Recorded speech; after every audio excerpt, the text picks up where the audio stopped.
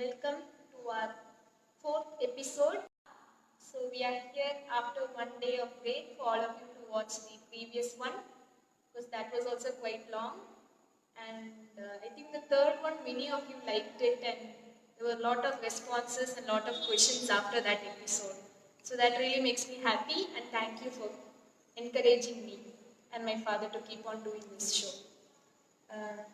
Okay, so the fourth episode, I'm going to call it Yogic Lockdown and Other Dilemma.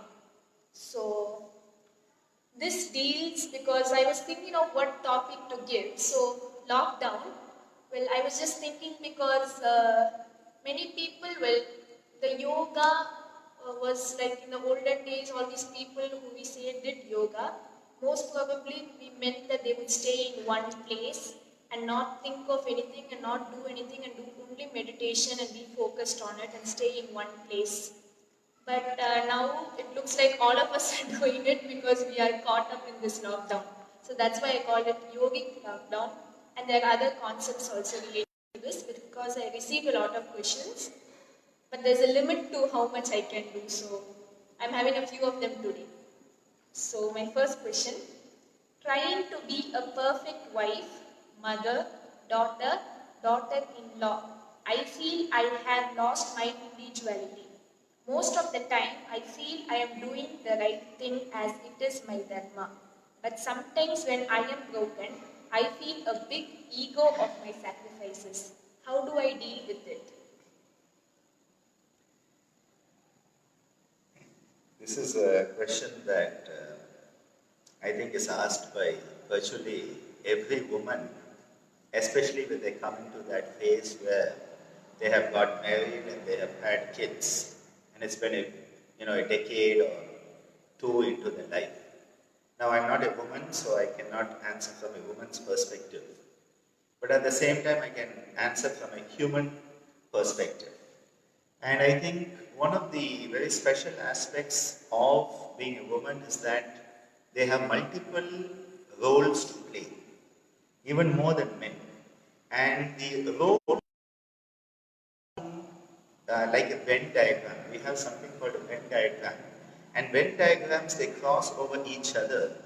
And so what happens in a woman's life is it's like a lot of these circles are crossing, and that often creates confusion for people. Because the question comes, as long as you are a daughter, you have a certain responsibility. But then, once you become a wife, now you have a responsibility of being a wife as well as being a daughter, plus an added responsibility of being a daughter-in-law. Then it adds on a responsibility of being a mother or even a mother-in-law or a sister-in-law, all these type of relationships. And somehow society has always perceived that the woman should be service-oriented and that you have to put your needs on the background and serve others. This has been society's perspective of a woman. And this is where I think the struggle comes, because many women, especially if they are working also. Now, I'm not saying people at home are not working, but they are being paid to work, let's put it that way. Especially if they're working in a job where they are paid to work, because the unpaid job at home is often much more work than what they get paid for in a paid job. So, what happens is, many women, and that is why women are Shakti, and without Shakti, even Shiva becomes Shava. Even Shiva becomes a dead body, a Shava, when Shakti is not there. So, women are Shakti, and in fact, all the mitochondria we have in us, the mitochondria which are our powerhouse, our energy, are inherited from the mother's side, not the father's side. So, the Shakti concept is very strong. So, it is expected that the women have all that Shakti, that they can manage everything. And often, people are willing to do it. The women are willing to do it.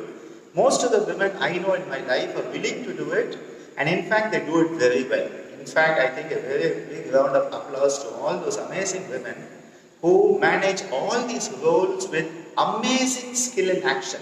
They are born yogis, and they manage it with amazing skill and action. But as we are human beings, we all have the down days.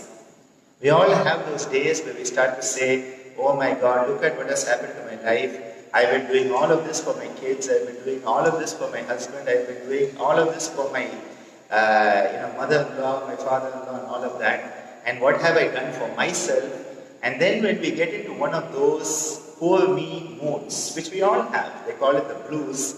That is why I'm wearing the blue t-shirt today. When we go into the blues, what happens is then a lot of self-doubt comes that what is my individuality?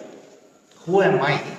Because I'm always relating as a daughter of somebody, a wife of somebody, a mother of somebody, a daughter-in-law, a mother-in-law. Who am I? And I think this is why it is very important that not just the physical practices of yoga, but the philosophy and the psychology of yoga have to become part of us. And I think the only way to deal with this is Swadhyaya. Because Swadhyaya is the ability to look at ourselves, turn our face inward, Antarbukha, and look at ourselves and what is my dharma. Because each of these is a separate dharma. We start to see where all the dharma Venn diagrams come together, and then in that we have to ask the question, what is my Swadharma, the dharma to myself? Now this is not an egotistic self, and that is why one has to remember, especially with women. I often tell so many of the women who come for consultations and whom I know in my life, please understand, if you are not happy and healthy, you cannot help anyone else.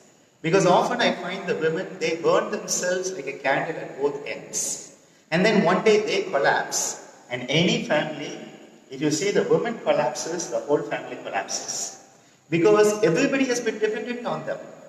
And I think this is a sign that we have to understand that dependence is not a negativity.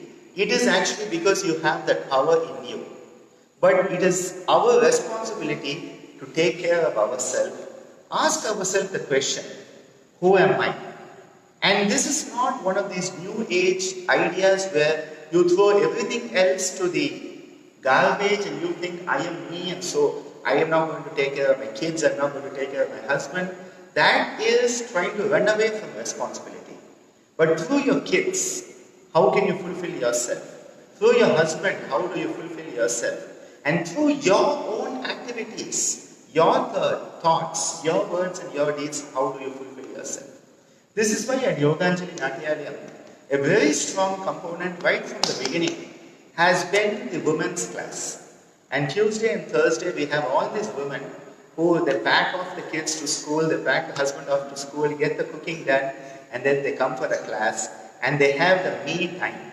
That me time in yoga is so important. And they can be themselves again at Yoganjali and they have positive peer pressure with other women who also are going through the same thing and through yoga find a sense of self-fulfillment.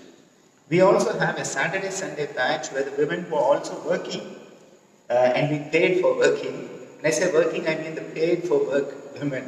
The women at home are the unpaid workers.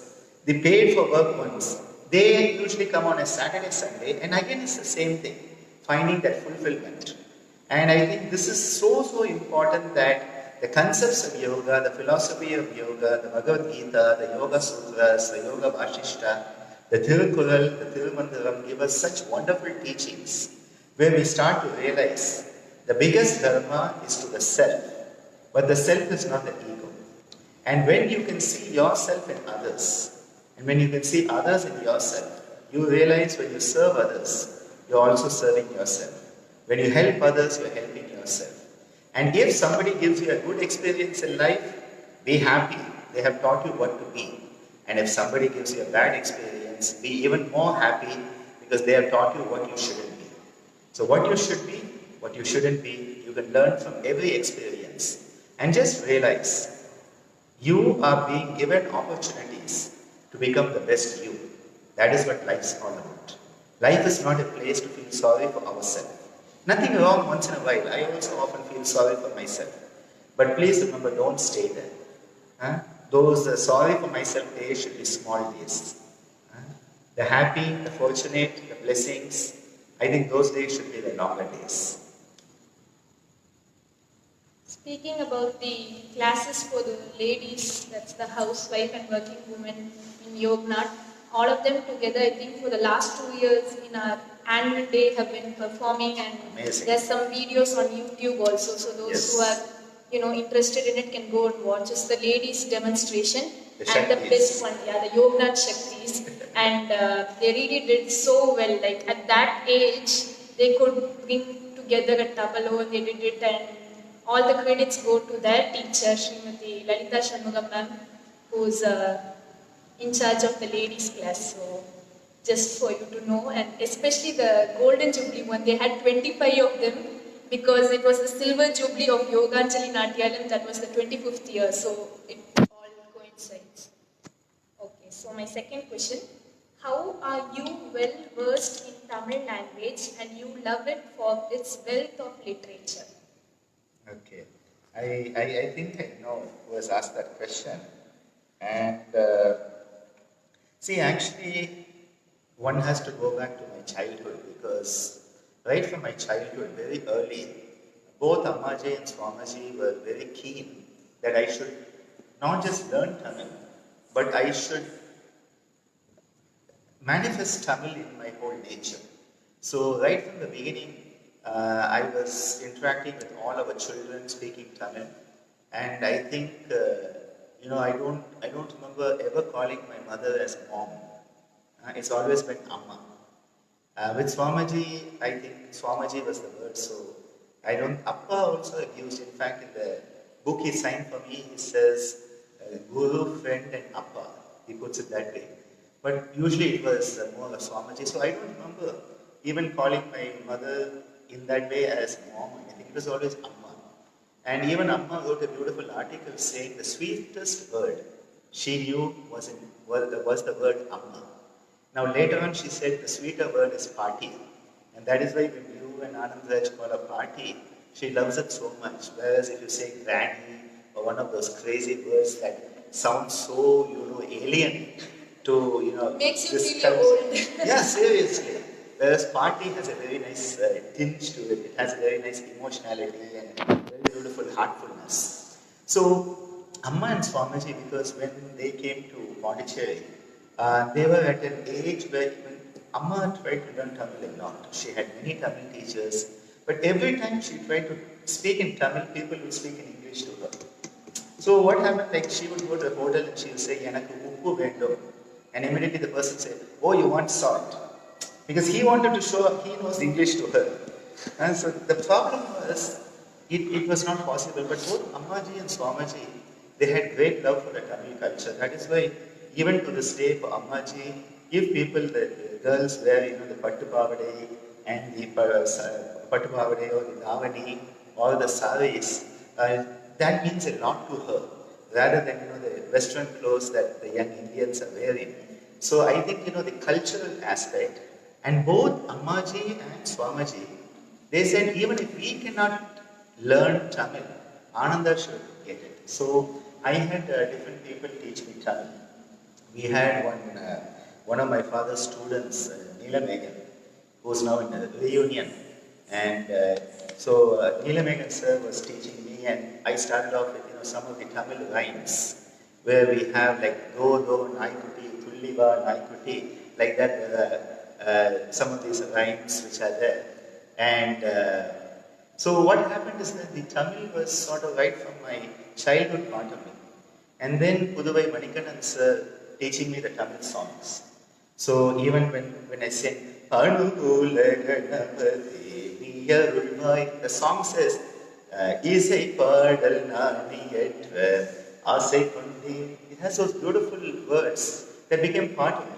So learning, speaking, and in fact, to many extent, I think in Tamil. So often I'm thinking in Tamil and translating into English. So I like to tell people I'm a Tamilian in disguise. My external appearance is different, but I'm a Tamilian at heart. Of course, I'm a world citizen in my thinking. That's a different aspect. So the Tamil culture is a culture which is very ancient. It may be one of the oldest cultures. And the Tamil language is one of the oldest languages. And the number of sounds it has, the capacity of the sounds. I got exposed to the Thirukural very young and the Thirukugal. Recently, we were working. These are beautiful Tamil compositions the Thevaram Tiruvashanam, Ammaye Appa, by our Vallala Swamigal, Appa.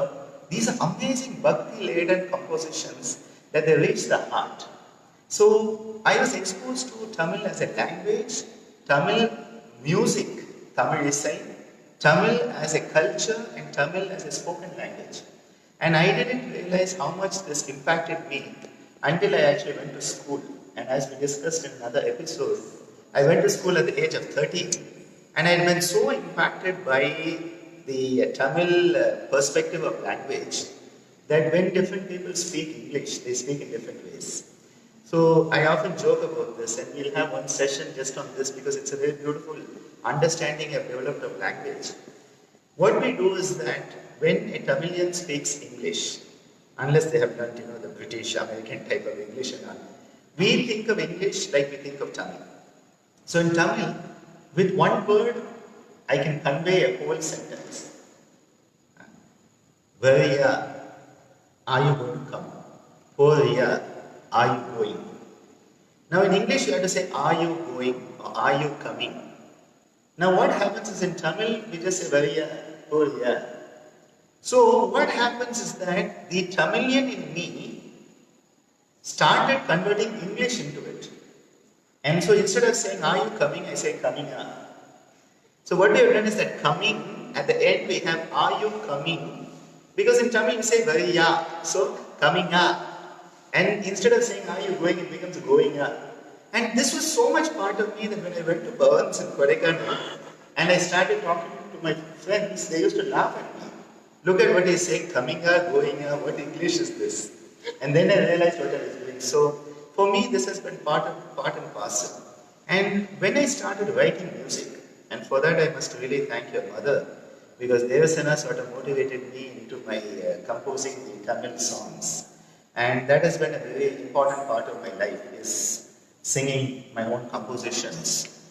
And one of the first ones was that Moola Mudalvani Jnana Vinayaka Vazhinil Vazhinil Nanmai Palavagai Seyyave Manakula Vinayakane Tudithale Podum.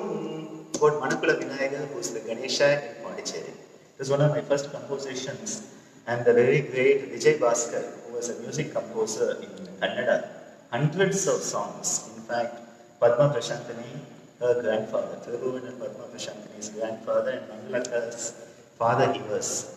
When I gave a concert here once, he really appreciated that song because he was a composer. So whenever I composed, it has been in Tamil.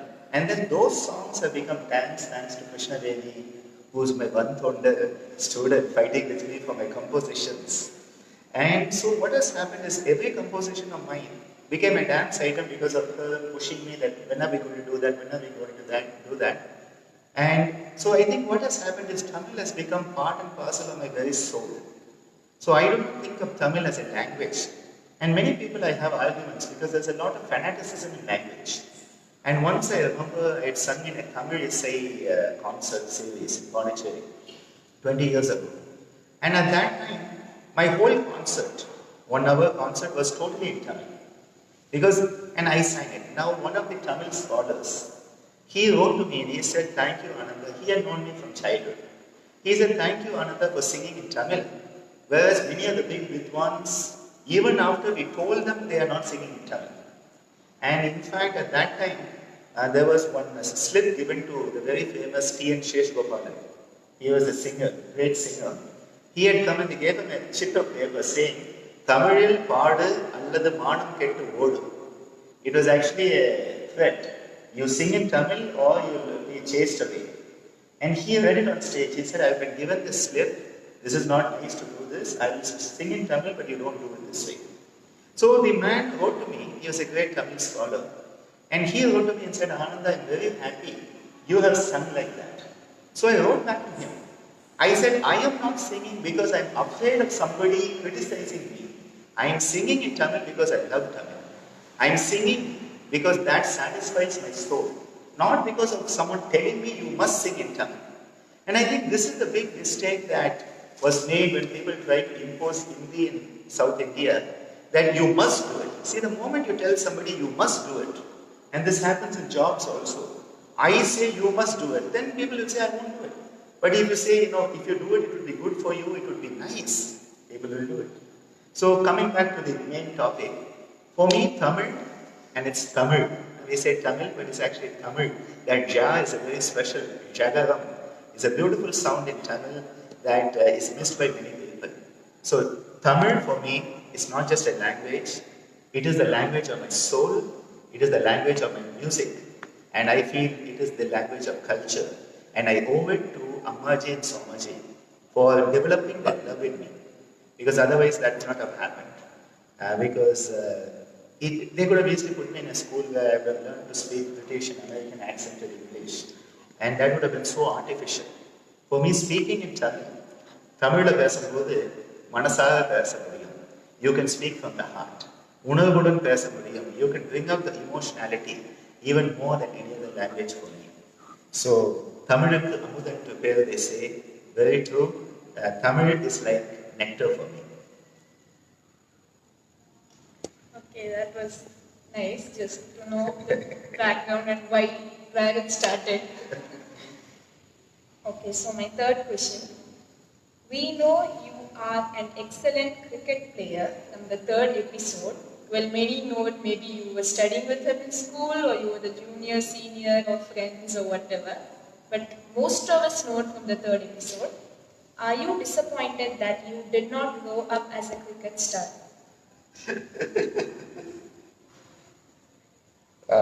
This is just so amazing.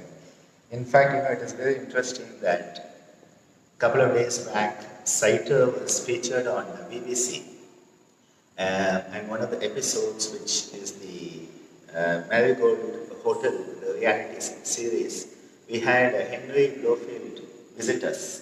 And he was one of the great cricket commentators who used to always talk about people's earrings. And when we did this episode, till it was broadcast, we didn't know it was him. We just knew when Henry had come. And he really enjoyed his relaxation. In fact, went completely to sleep in the relaxation session. For me, cricket was my first love. Actually, for a long time, cricket was my first love. And I remember as a kid, we used to play in Kambiswamy Madam, behind the Madam, and we used to go up to the Jipma and the police grounds and play on Sundays. And so when I went to school and I saw Bhavan's has this huge cricket ground with a beautiful cricket pitch. I think that was one thing that I really loved about Bhavan's, was the cricket ground. So cricket was such a passion that we used to get up at 5 in the morning to go down for special training. And I remember in some of the camps, Sundaresan sir and Sundar Anne, they used to tie a rope which was just like half a foot above the ground. And we had to crawl beneath that as part of our training. And it was the cold climate and the dew on the grass. Early in the morning? This is part of our training. And all the practice sessions, we would never miss a net session. In the afternoons, the moment 4 o'clock, the bell rang, run down to the ground and start your next session. And for me, it was like, you could take away anything from me, but not cricket. And it was seriously my first love for a long time. I think along with Mridangam, which has always been a very dear love for me, cricket was a very important first love. So the ground, the wonderful, I tell you this beautiful passion of Sundar Anne and Sundaresan sir. I remember them knocking the ball and we used to dive and catch it, and amazing thing. And I remember my first match in Madurai. We went to the Madurai ground. I think it was the TVS ground in Madurai. And I remember that was my debut match and I was the 11th batsman. And I had to be on the opposite end for the last ball of the match, that's all. But if we became out, there was some sort of penalty. So I had to run 2 runs for that last ball. And I did 1 run out. From fine leg, I threw the ball and ran out one of the batsmen. So for me, my debut was very successful. I didn't get to face a single ball, but still I did not get out. I helped my team. And from that number 11, they put your name as number 11 to come to number 1 and become the opening batsman. I was the first school kid in Kodai to hit a century. and played for our school in a lot of matches. We had an amazing rivalry with the Kodaikanal Cricket Club, and Mani Uncle and Nasir Uncle. Mani Uncle had I think he still has a Kodai cheese factory. Now it's in Dindigal.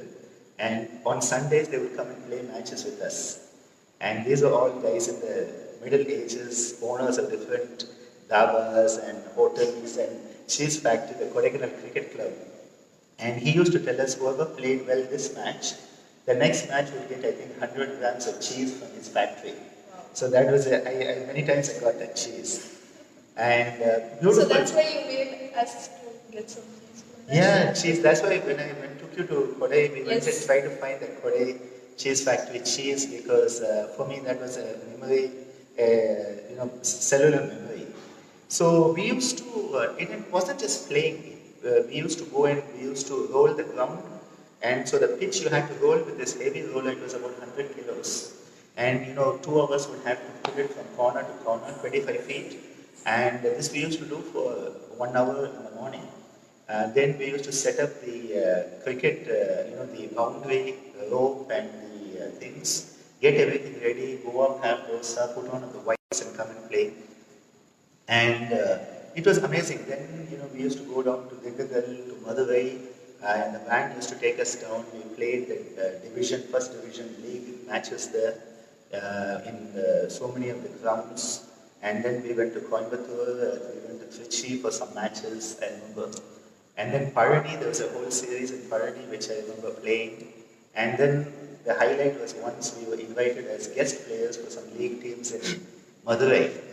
So a friend of mine, Krishna Prasad, KP, who was an amazing batsman, he was the first to hit a double century. I was the first to hit a century. He hit a double century against Rajaji Vidyashram. And we used to have people line up on the road in Kodai to watch us play because we were a good team and we had a very good team at that time. School level we were the top and we used to beat many other teams also.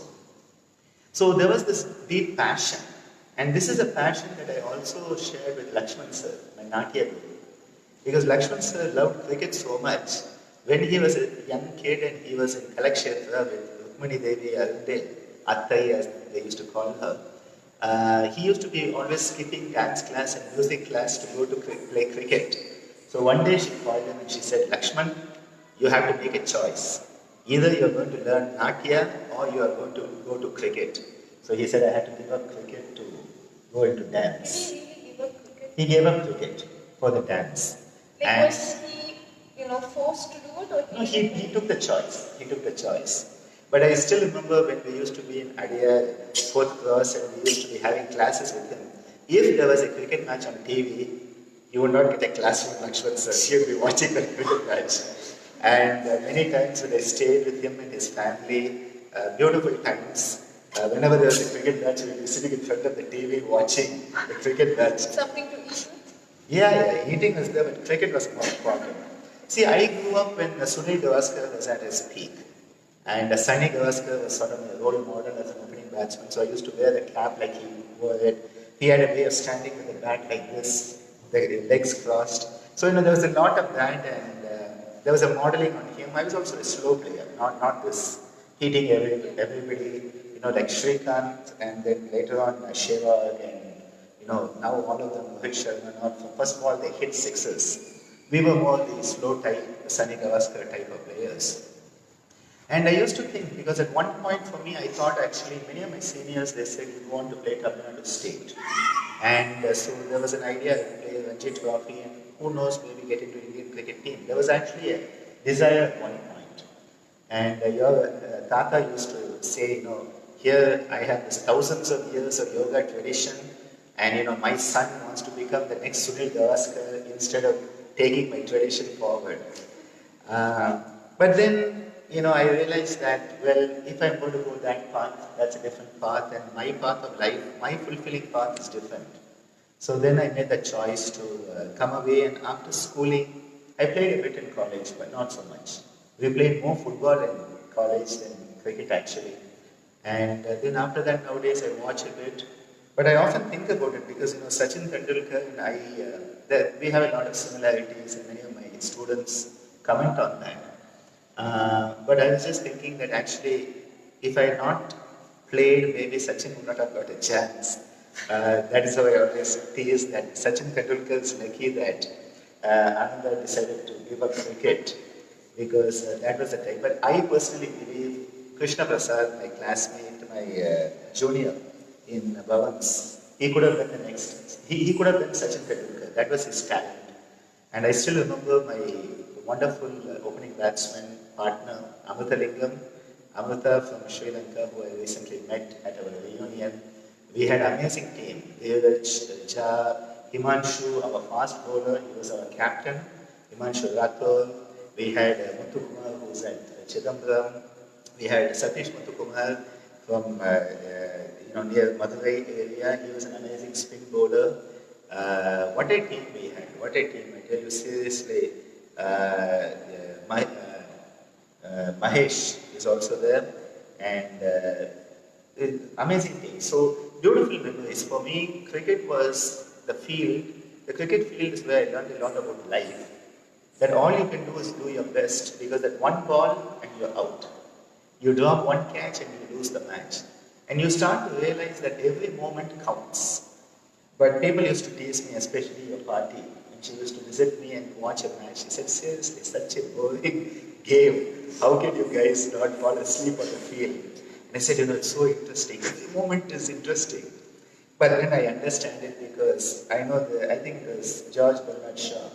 He made a statement once. He said, cricket is a game played by 11 fools and watched by 11,000 fools. Well, now it's not 11,000, it's in the billions and billions. And still I enjoy it. Virat Kohli, Rohit Sharma, Dhoni, these are amazing. And Bumrah, wow, boom, boom, Bumrah. So yeah, I keep up with it, but now it's just a nice memory. And even these are memories that have taught me a lot. And we used to travel. When we traveled by bus, we have slept in so many. Patlagundu bus stand is a bus stand between Dindigul and Kodaikanal. And that bus stand, I don't know how many nights we have slept. We would get there about 11 p.m., finish the match in Dindigul, have dinner, catch a bus and get there. We would miss that last bus. I think it was a 10 o'clock bus, was the last one to Kodai. If we missed it, we had the next day morning 3 o'clock. So how many nights we slept in Patlagundu bus stand, I don't know. How many nights in Madurai bus stand and all. And it was really, really, really, really worth it because it taught me so much about life. Life skill, you can learn a lot through cricket.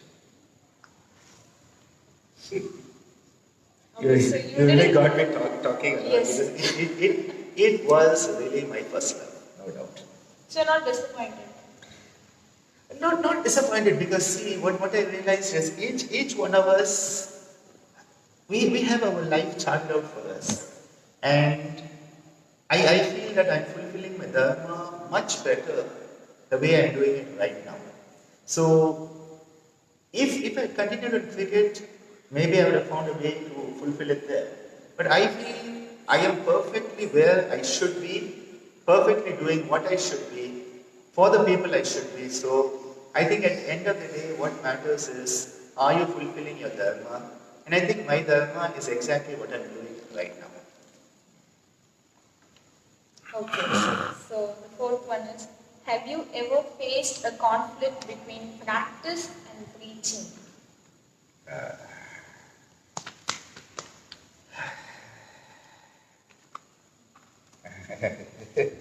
Conflict between practice and preaching. I think every moment's a conflict. Every moment's a conflict because my perspective of yoga is such a utopian, altruistic perspective that sometimes I wonder whether anybody can actually live it. Because for me, when I talk about the Yama Niyama, when I talk about Sthita Prajna, when I talk about Samabhava, I am not talking about these as concepts that you memorize and you tell it so people think you are wise. For me, these are concepts you have to live. And if you are not living them,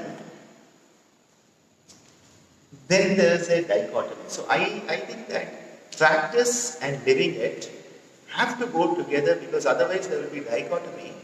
And if there's dichotomy, duality, it is a state of disease. You are not at peace with yourself. So for me, every moment there's a conflict going on. That am I practicing what I am preaching? Am I bringing into action what I'm preaching and what I'm thinking?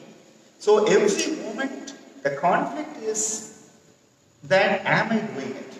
So I'm constantly refocusing myself. I'm re-evaluating myself every moment. It's like the GPS. I think for me, the key is Swadhyaya, which to me is the spiritual GPS. When you are traveling, your GPS is constantly recalculating. Are you on the path? Have you gone off the path? How far on the path are you? How much more time will it take? The GPS is constantly calculating. And every moment it's in conflict. Are you on it? Not on it. On it, not on it. There's a constant re-evaluation. Now, it is easy to say, oh, have you been perfect in Satya? And the answer is no. Have you been perfect in Brahmacharya? The answer is no. Have you been perfect in Asteya? No. But does it mean you give up these concepts? Because the idea is people think they have to be perfect. I think that is the biggest issue, is in trying to be perfect. What you need to be is the best you at that moment. Do the best you can do at that time. So as far as each of the yama niyama, as long as I'm doing the best I can do at this moment. When I talk about adopting cheerfulness towards the good people, mudita punya, it is not just I'm trying to tell people, oh, you should do that. I am telling myself, I need to maintain this. And I ask myself the question, am I maintaining it or not? And if I'm not, what can I do to maintain it? So for me, practice and preach, this conflict is a constant re-evaluation. It's like you're going out of focus and coming into focus, going out of, so it's like a shpanda nishpanda happening. So I don't think there's a conflict. In that, the bigger picture is there's no conflict. Because for me, both are the same. But at the small level, there is a constant conflict because I'm asking myself, I'm evaluating myself. Step back. This is your preaching. Are you practicing it? Are you preaching it? Are you practicing it? And I love the story of Gandhiji. Because many things I like about Gandhi and many things I don't like.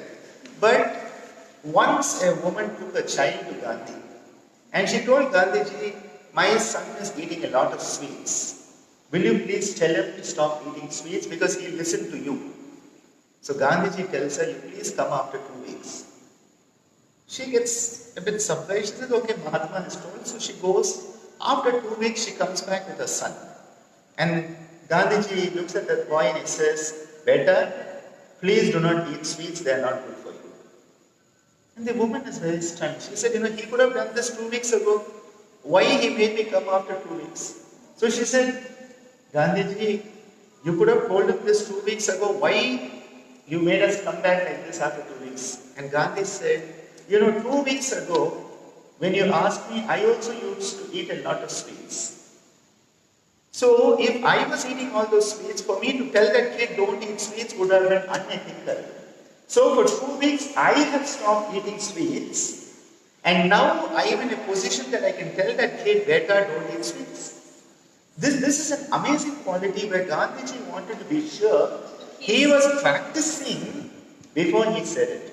So whenever I am thinking of these concepts and I'm teaching them to people and sharing them, these are not just concepts. For me, yoga, philosophy, yoga, psychology is not something separate than life. It is life. Yoga is life. There is no separation for me. So anything you talk about in yoga as a technique, as a concept, as a philosophy, as a psychology, must become part of your practice. And your practice is your life. So it's not really on the mat or off the mat. It's your life itself is the practice. So I would say every moment is a conflict, but at the same time, there's no conflict. Well, actually, this lockdown maybe has increased your doing of what you're saying. I was just thinking about it because you're doing the Brahmari Pranayama. Like it's very easy to just say, okay, breathe in and breathe out and do this sound and all that. But now, like you're doing it along with the people. Today was the 47th day, which means that it was the 94th time. 94th time, because morning and yeah, evening because we you're have been doing doing it twice. So 94 times we have done 27 rounds of Bhavanani. Okay. That is quite a sadhana. If you had asked me on April 2nd when we started, I would not have said we would do it this long. We are concluding tomorrow because 48 days, one mandala is what I wanted to do. So. Yeah. So the last question. Okay, first I have a question. Did Jesus have 12 disciples or 14 disciples? Jesus and 12. It's a good question. Was it 12 or 14? Because I think it was 12. 12. I think it is 12. Okay. So if it's wrong, just forgive us, okay? And just coming back to the maybe question. somebody will comment about it while we are Yes, doing maybe it. we can learn something. I think it was 13 disciples. 13. See, it was not 12 or 14, it was 13. That is why the number 13 is considered unlucky. Judas was the 13. I think 13, if I'm not wrong, it is 13. Okay, so whatever. So Yes. Jesus had 12 or 13 or 14 disciples, okay? Okay. So whatever the correct answer. So who are those 12 or 13 or 14 disciples of Dr.Ananda Bhavanani ji? That's you. I'm sorry for asking it, but I must.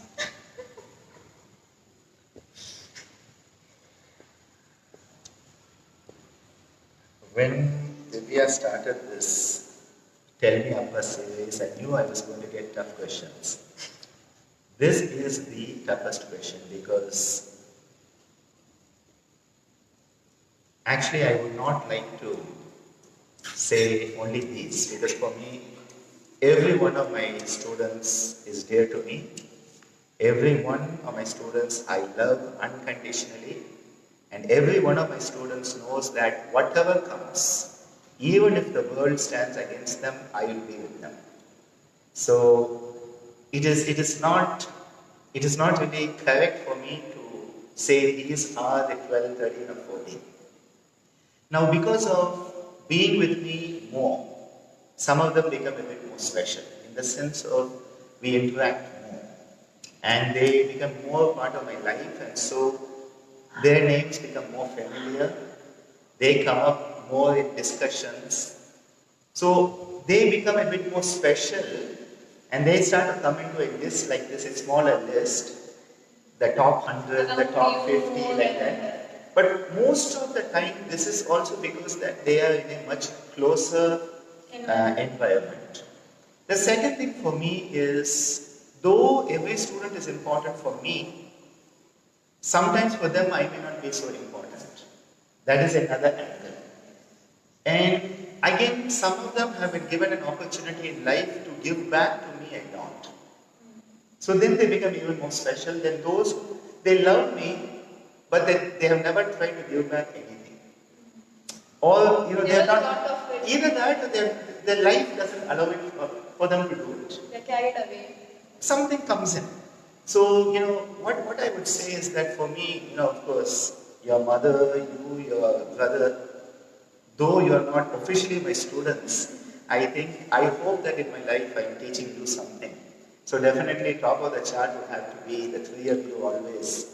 Because, you are right with me, and so the teaching is not as in class. Yeah, Bhumi says, what about me? And she says, am I not part of the family?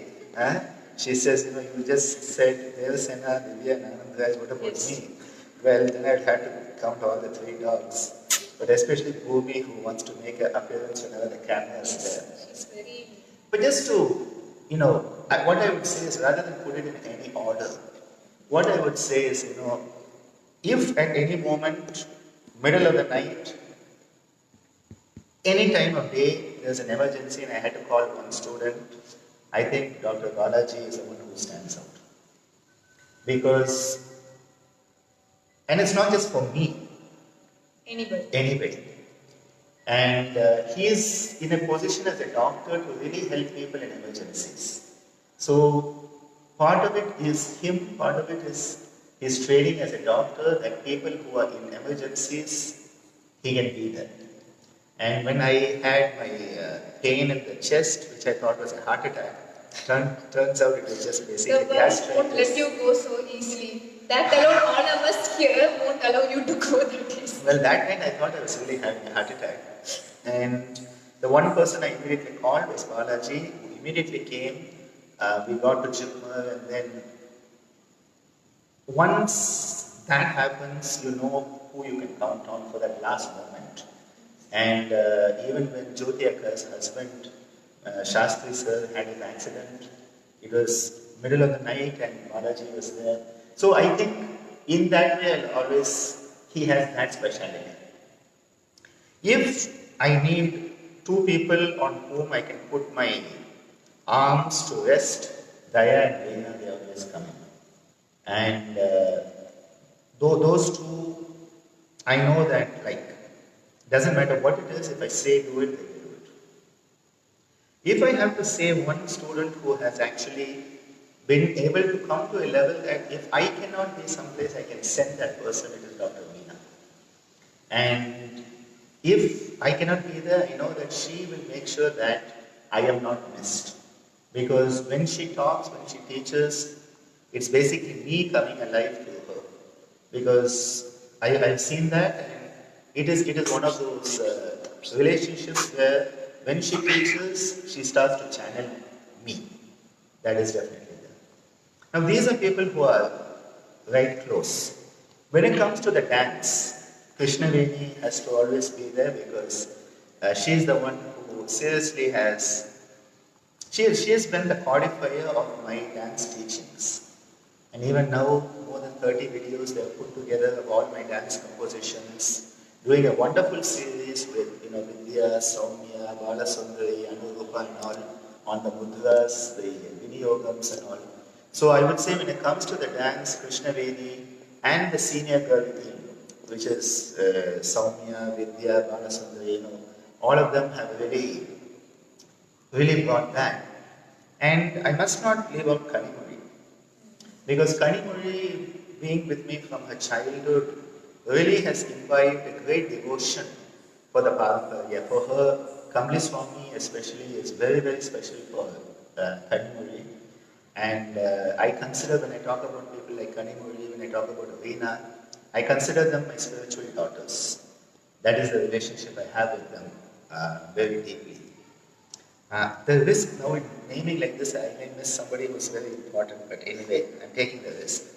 Now, when I expand it a bit more, what starts to happen is I start to find that there are people who have really gone out of the way. And these are not students who are directly students of me, they are more of the Parampara. And Aishwarya and Aradu, for example, Shobana, Anandi, Murali,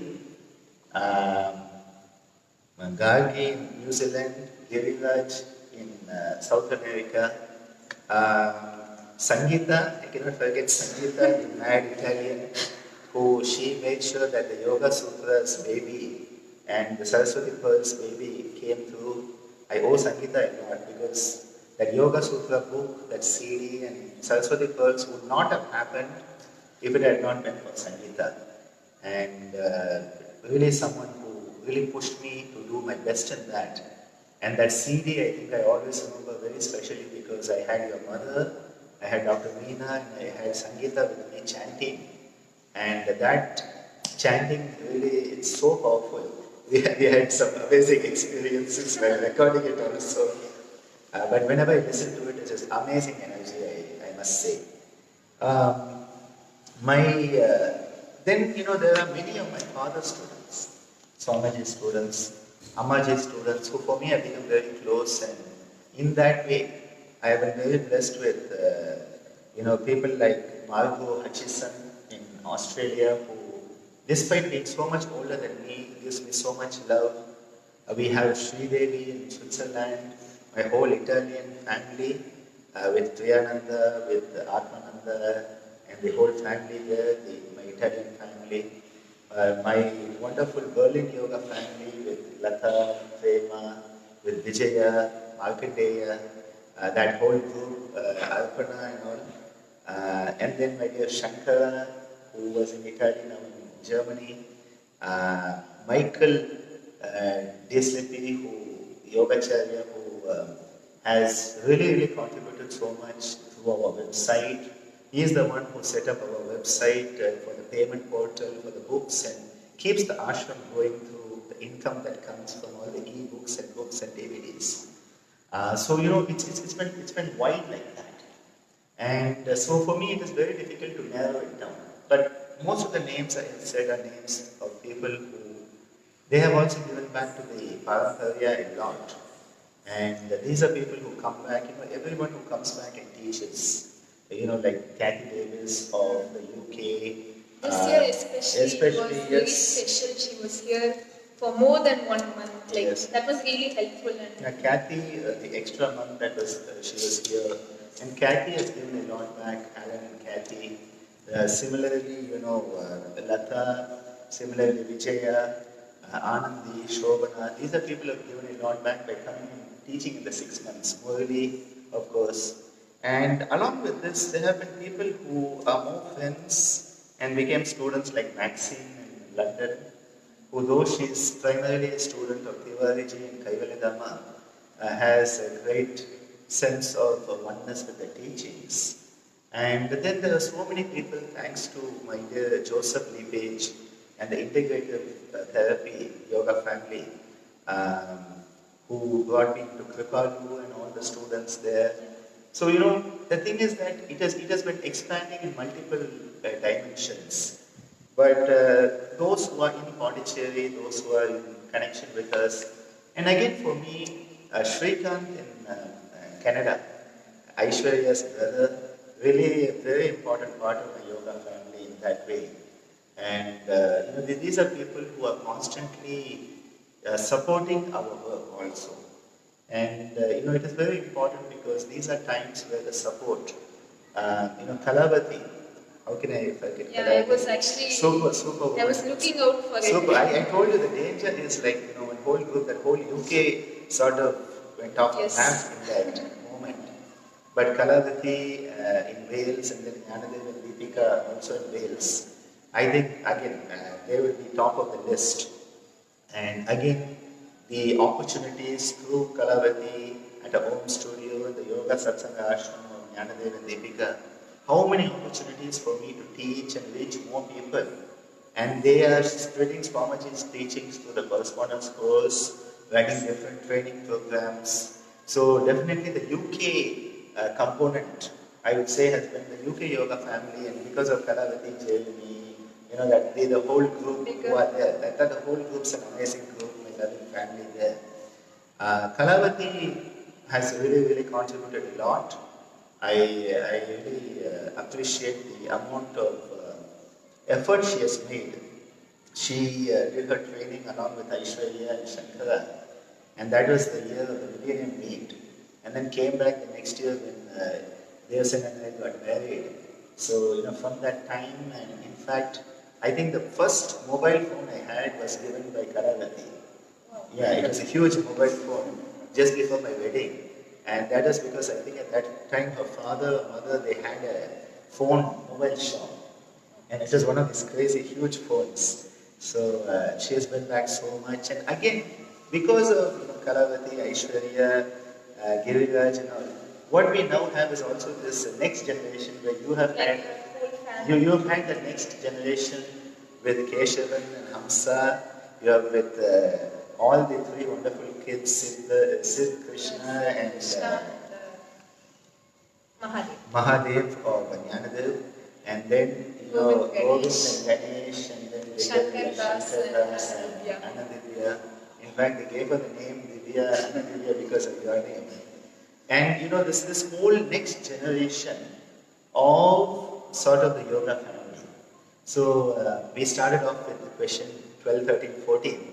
I'm gone much more than that, and there are many more who identify with me in many relationships, some of them over the distance, and over the last 7 weeks now, through these online sessions, many of them, I look on my phone and immediately I know that there are going to be people like Laura from Spain, Alet, and Ranjana from South Africa. I know that Gargi from New Zealand is going to be there, Giriraj is going to be there, Aishwarya is going to be there. It's sort of, I know that these are the people who are definitely going to be there. Gitan from Sri Lanka. And, these are people who have now connected even more deeply through the online medium. And newer people who are connecting through the online medium. Even one of my schoolmates, Pooja, came there. And Pooja, she was a junior in school. And now through this medium, we have created a beautiful relationship of yoga. So I think, this list will keep on changing, keep on expanding. But I hope I have not left out anybody's name. And well, I have family in North India, Pune. Yeah, okay, thank you. See, Sumita, sorry about that, Sumita. It is not intentional. Never forget Mukherjee uncle, man. He really made you feel like you were the queen of the world, and man, I want to go back there. I just wish I could. Seriously, Sumita, Rishi, Kushi, the whole family. Again, Mukherjee, another brother and sister. Amazing, yes. Very true. Sumita, your devotion to the Parampariya, it is applauded in the most difficult times also. And this is the danger that, you keep on missing out. So many of my dear ones at Saita, and again at Yoganjali, so many of my kids, it's just, each one of you is so special that don't think that I've left you out or anything. It is just a context in which we are talking today. And if Divya had told me about this earlier, I would have got my list of 108. I would have had my top 108 list, and definitely a lot of you are there. And just remember, even if I don't say your name, even if you don't come in this, each and every one of my students is special to me, and I love you all very, very dearly. Because not only are you students to me, you are teachers to me also. You teach me a lot by being the student that you are. Okay, so now I have another challenge for you. Right. This might be really out of the way, but now since you told me, like, if I would have maybe mentioned it earlier, that you would have prepared enough to, list everybody, I will gift you all something. When maybe like the kind of the last episode, I will have that whole episode dedicated to as much as possible to cover. We'll think about it. It might be a good idea. Just to speak a little bit of everyone, just a single sentence, or just to mention them and just express our thank you. We'll see about it if it's possible. I think it's definitely possible. At least mention their name. I think it is possible. See, for me, the thing is, if you look at Yoganjali, for example, for me, for the last 26, 27 years, we have had at least anything like 25,000 children go through it. And it is not that any one of them is less special. So, it's very difficult. But then some of them have kept longer. Some of them have become teachers also. And that is where, like Kanimuri or Charulata or Kokila or Bijal, all of them, because they became teachers at Yoganjali. Chandrasekhar, who's really helped us keep a relationship with Chinnamulachari village, Chandrasekhar, then Balaji, Daya, Reena, all of them, because they came into the yoga and they started teaching also. That has been part of it. So those who stayed with Yoganjali, those who kept teaching, definitely became closer than those who left and went out. Though it's not that they are any less special, but the connection becomes difficult. And two of the students, especially one of them, is my dear Shankari. Bharati and Shankari, and Shankari, you have a very special place because she learned the yoga and the dance for some time with us, but has now become an amazing musician, an amazing violinist. And I think the love I get back from her and the impact I've had on her as a person, the way she expresses it means a lot to me. So she may not be doing the pranayama, she may not be dancing the item I'm teaching, but in her life, my teachings have come alive. So, there are a lot like this. So, if I keep talking for the next 2 hours. One by one name will come up, and I will tell about them. And that is why for me, two of the students who really have kept it is Balaji and Daya. And that is why when we started the PhD program at SVB for yoga therapy, they were the first two to join us for the PhD in yoga therapy. And it is sort of a culmination of that journey. And for example, by virtue of that, they meet me a lot, and so there's a lot of teaching going on. Not necessarily classroom teaching. Okay, so classroom teaching is one part. I think it's life teaching. And if you ask people like Dr. Meena, what she would say is she learns more from me by just being with me and the interactions we have rather than in class. Now, class is always nice. And that is one benefit people have had in the lockdown. That people have got more teachings out of me than people would have ever got. So it's been amazing actually in that way, and so many people have been expressing it. So I think, I really don't like these lists of people because each one is special, but then sometimes it's nice because of your question I got to talk about all of these people. And I could go on. My New Zealand, my Kiwi yoga family, they are amazing. My yoga family down under, so many of them through the IYTA, they are amazing. It's all, I have lectured at Kaivalyadhamma. So all the Kaivalyadhamma students in the last 10 years, they know me. And there's a beautiful relationship. Students at Maharajan Desai National Institute, they know me. Many at their Sanskriti know me. So they may not be direct students, but there's an indirect connection. And through Facebook, there's a lot of exchange. So even the other day, a very young girl, she's doing first year BNYS. She is putting together a book on Ashtanga Yoga. She asked me for a blessing. And it was nice because she said, from you we are learning a lot on the YouTube and your blessings mean a lot. So, she may not be a direct student, but a beautiful connection is being made online. So just remember, each and every student of mine is special for me. I love each and every one of you, and I don't have favoritism in that way. Now what happens is, each one of you has a different role to play. And when you are playing that role, it may seem like you are being highlighted, or somebody else is getting highlighted. When one is highlighted, it doesn't mean the other is being demeaned or anything. Everyone is special. Each and every one is special for me.